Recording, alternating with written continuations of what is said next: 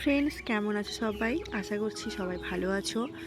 কারণ জীবনে নিজের ভালো থাকাটা খুবই গুরুত্বপূর্ণ যদি অন্যদেরকে ভালো রাখতে চাও। কারণ আমরা সংসারের কর্তা বা কর্ত্রী না হলেও কিন্তু সমস্ত দায়িত্বটা আমাদের উপরেই থাকে। বাড়ির সমস্ত কাজ বা সমস্ত দায়িত্ব বলতে গেলে আমরাই পালন করি।